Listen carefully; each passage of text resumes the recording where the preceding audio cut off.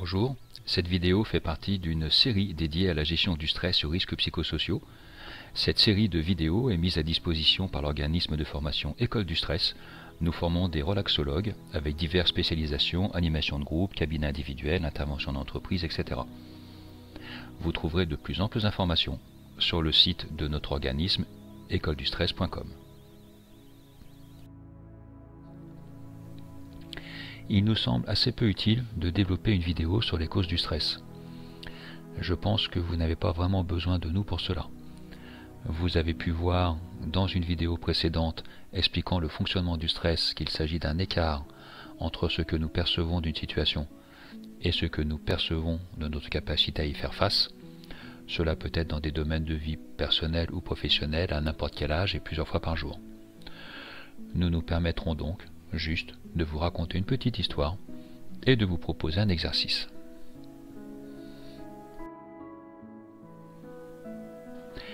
Il s'agit d'un stagiaire, bûcheron, qui le lundi matin arrive dans une équipe pour y faire son stage une semaine.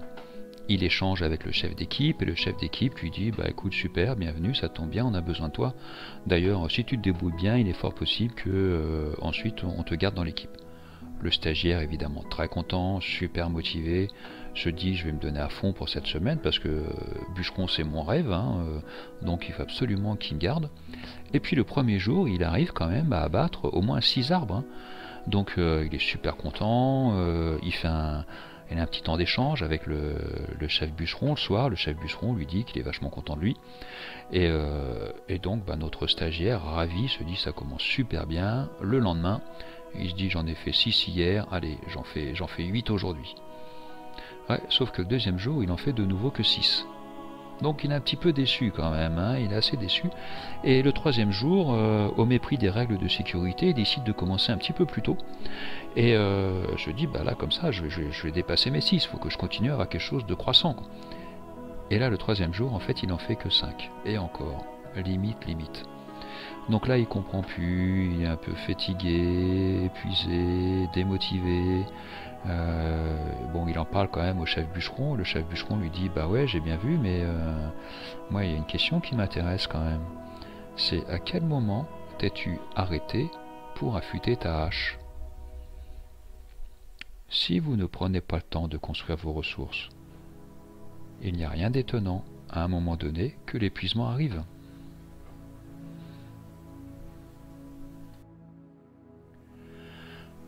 Pour l'expérience que je vais vous proposer maintenant, vous aurez besoin d'être 2.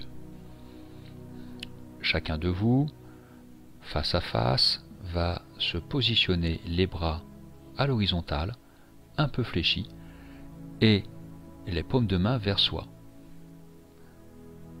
Comme si vous entouriez un arbre, par exemple, et vos doigts n'ont pas besoin de se toucher.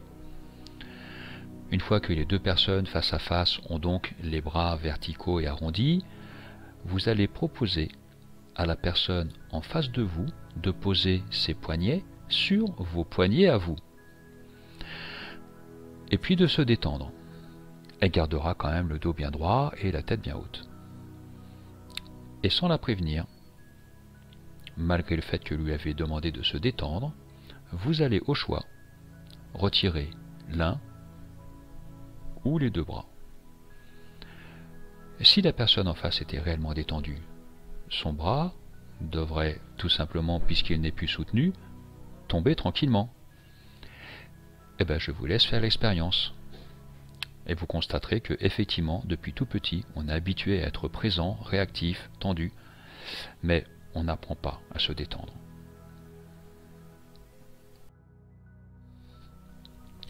Il y a plusieurs dizaines d'années, 2 psychologues avaient décidé de créer un test pour évaluer le niveau de stress d'un individu. Il s'agissait alors d'étudier avec lui les situations qu'il avait vécues dans l'année qui venait de s'écouler.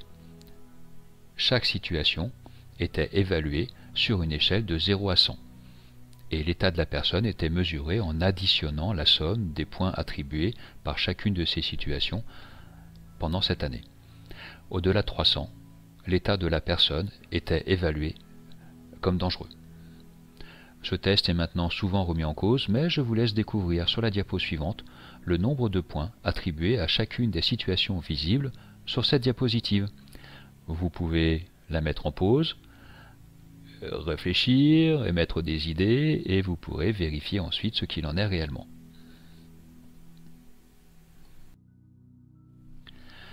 Ce type d'autodiagnostic ne nous paraît pas très convaincant, puisque cela dépend de toute façon de la personne et du moment de vie. Une même personne dans une même situation pourra réagir différemment à des périodes de vie différentes. Par contre, nous vous proposons sur notre site internet écoledustress.com un diagnostic basé sur les symptômes que vous pouvez ressentir en situation de stress, avec un panel de symptômes d'ailleurs assez complet. Vous n'y trouverez pas de valeurs chiffrées, puisque comme on vient de le dire, pour nous ça n'a pas vraiment de sens, mais par contre, il sera intéressant que vous puissiez revenir sur ce test régulièrement pour pouvoir vous y référer afin de mieux prendre conscience de l'impact que le stress a sur vous au quotidien et dans le temps. Si les symptômes se font de plus en plus nombreux, il sera peut-être alors intéressant de vous faire accompagner ou de mettre en place un certain nombre d'actions préventives. Nous espérons que cette vidéo vous aura apporté des pistes de réflexion. N'hésitez pas à nous contacter si vous souhaitez continuer à échanger ou si vous avez des questions. Et en téléchargeant notre documentation sur le site écoledustress.com, nous pourrons vous tenir au courant de nos futures vidéos, de nos publications et des séances questions-réponses que nous organisons régulièrement et à distance.